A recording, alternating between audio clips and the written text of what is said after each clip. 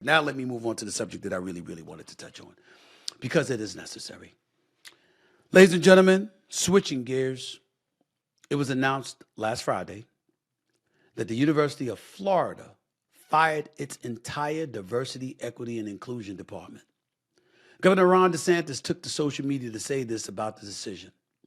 Listen to this quote. DEI is toxic and has no place in our public universities. I'm glad that Florida was the first state to eliminate DEI, and I hope more states follow suit.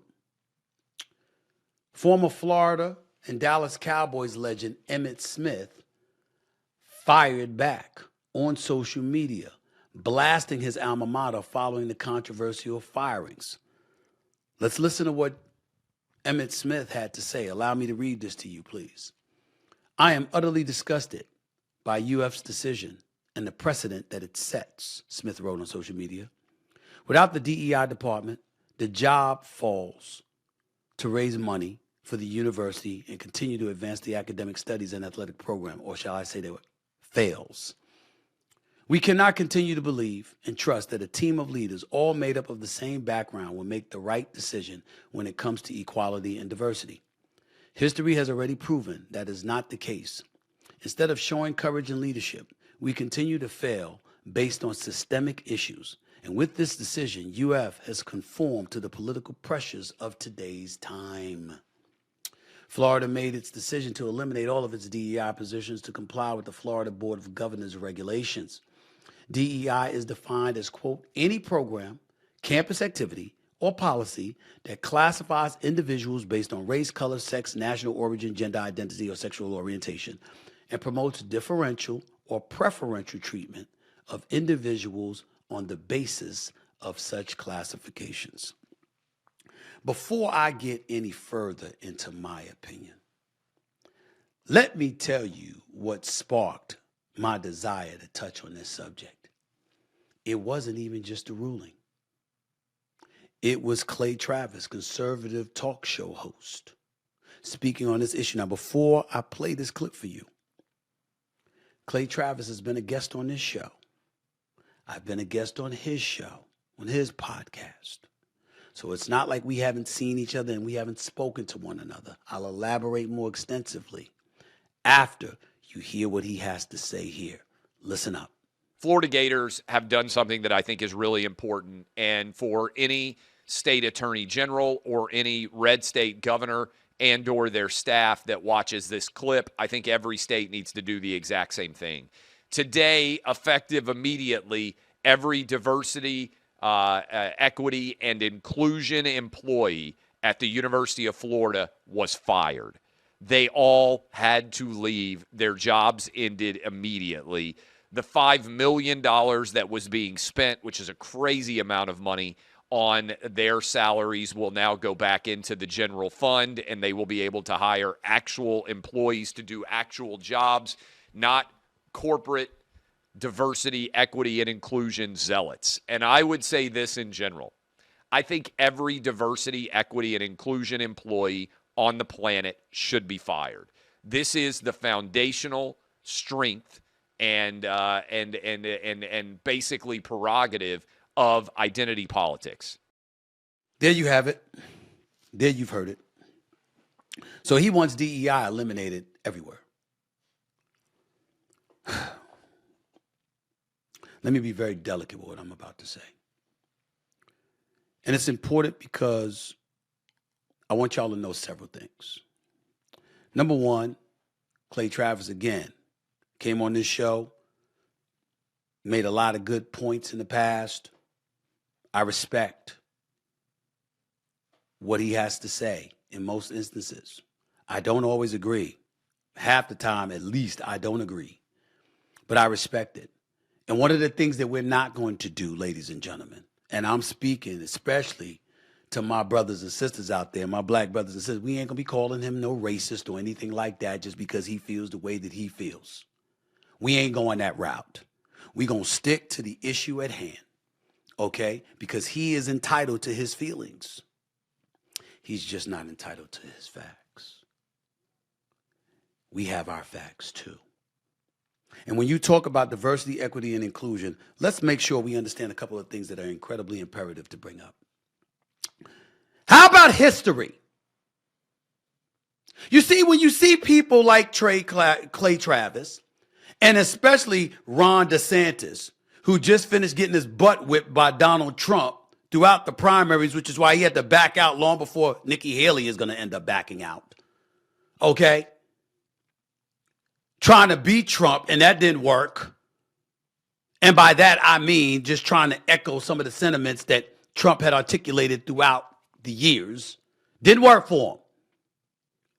But DeSantis, in all likelihood, wasn't qualified to be president because it's one thing to be petty. That's damaging enough, but you can't be petty with no pizzazz. And that was him. And he picked the wrong people to fight up against, and he paid dearly for it.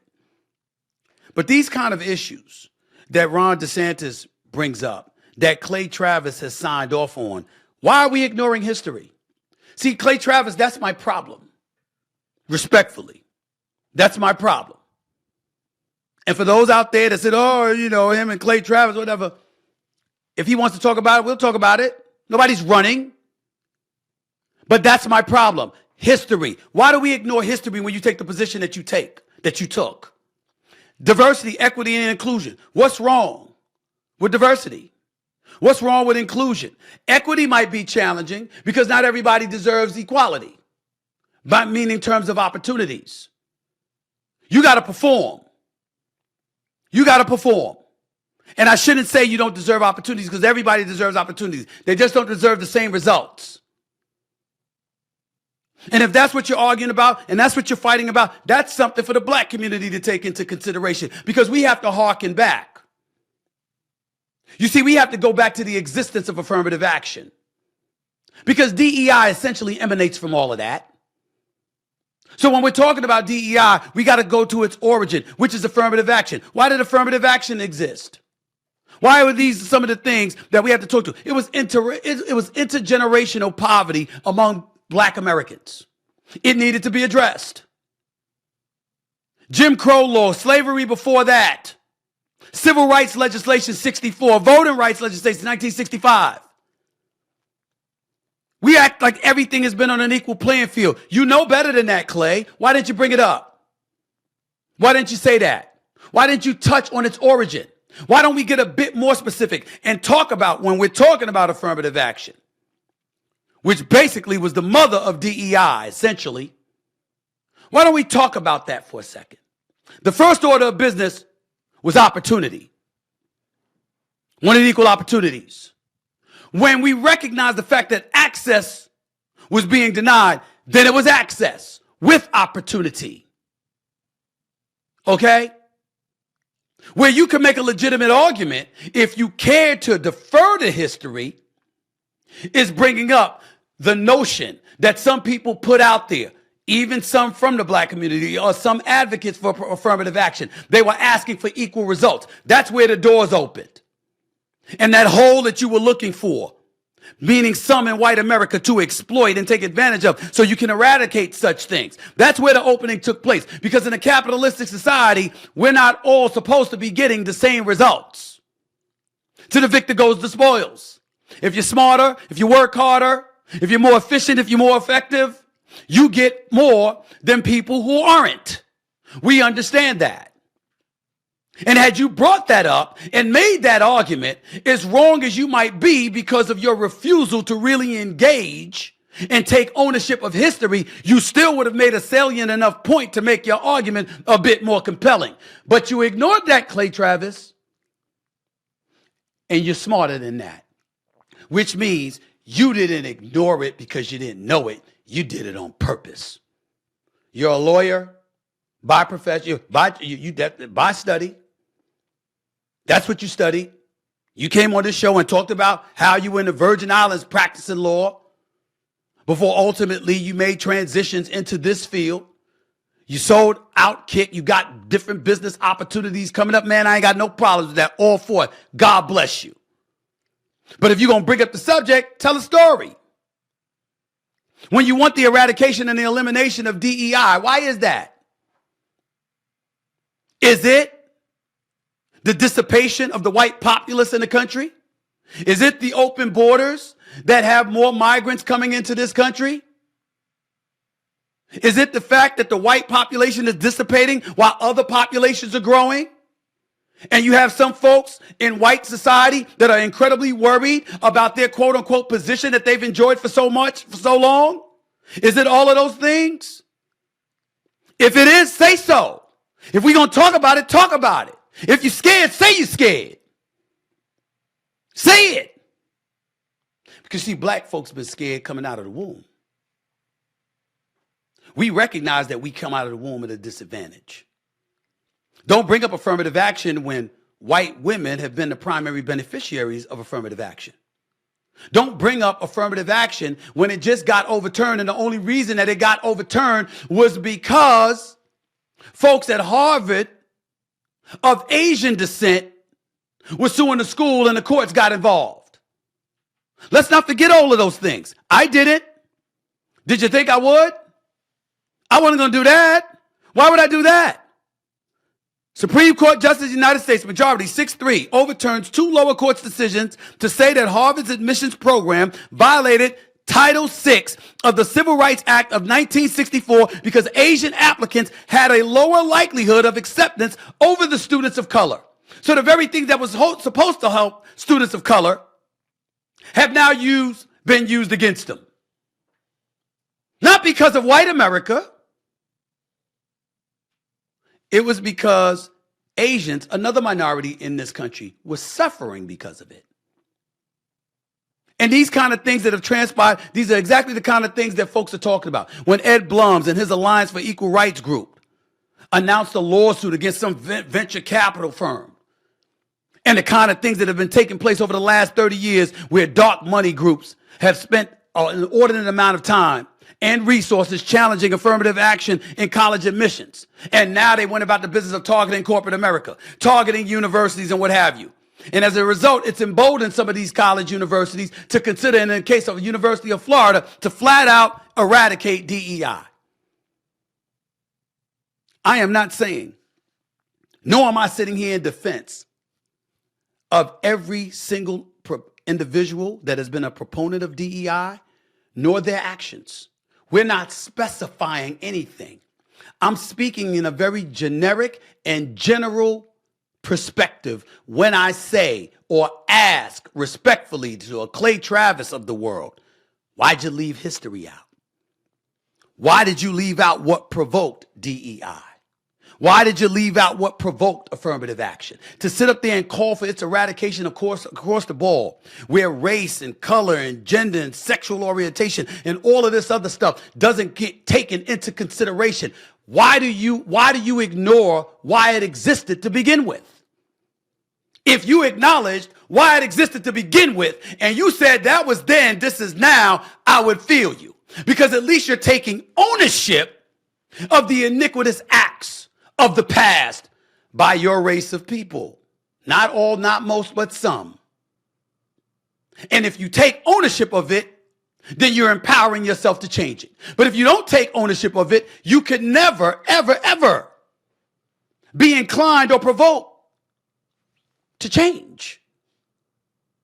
Is that why you ignored the historical context that comes along with your position?